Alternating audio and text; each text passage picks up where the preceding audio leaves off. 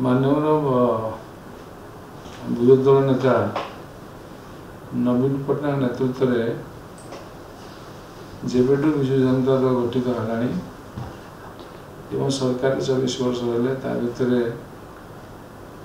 BJP सहित जो 9 वर्ष आलियंस सरकार है से डिमांड होता दुई दल तरफ से डिमांड होता जो मेट सरकार जो ओडिशा को स्वतंत्र राज्य कहया दबा लगे कि एपर्तंत से बाबद कौन पदक्षेप निगलानी कि स्वतंत्र आर्थिक सहायता दिगलानी तेणु एवं जेहेतु केंद्र एवं राज्य में दुई जगह बीजेपी सरकार अच्छी आम निश्चित आशा करुँ कि बीजेपी सरकार समय ओडिशा को स्वतंत्र राज्य कहया प्रदान करने उचित एवं यहाँ से दाबी था आमर दाबी था मुझे भावुँ बीजेपी जी एत बड़ कथा कहते ओडिशार उन्नति ओडिशार विकास से निश्चित भाव में पदक्षेप ने डिमांड जारी रही सर गोटे बड़ डेभलपमेंट केंद्र सरकार चिंता करुँचा को स्पेशल इकोनॉमिक ग्रांट्स दवापाई ओडिशा बिहार आंध्र प्रदेश आउ जम्मू काश्मीर को चलित बजेट रे यार प्रावधान रहिबो स्पेशल इकोनॉमिक ग्रांट्स मिलिबो ओडिशा को बजेट पर जना पड़ो बजेट पर जना पड़ो किंतु हमर डिमांड जारी रही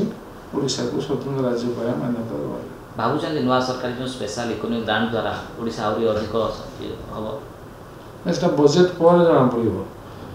बजेट रे कौन हम कौन न हम बजेट पर जना पड़ो विधान परिषद गठन पाई कमिटी था कमिटी मु चेयरमैन थी प्रमिला मल्लिक मनोहर अंधारी प्रमुख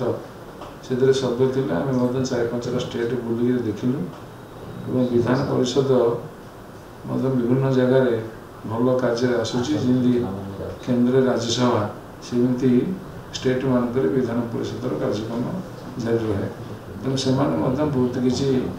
कम लगे विधान परिषद तेणु से दृष्टि आम सुपारिश करूँ विधान परिषद गठन सेटा ओडिशा विधानसभा सर्वसम्मतिक्रमे पारित होकर जाइए केंद्र को एवं केंद्र पाखे से पेंडिंग अच्छी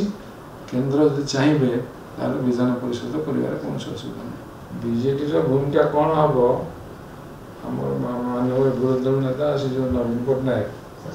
आम बीजेपी जनता दल सभापति से यापर स्पष्ट मत रखी सारी से अनुसार राज्यसभा मेम्बर मान निर्देश देते कौन पदक्षेप ने राज्यसभा आपड़ कहते 3टी कारण बीजेडी हारिला कौन कारण खोजी पाइले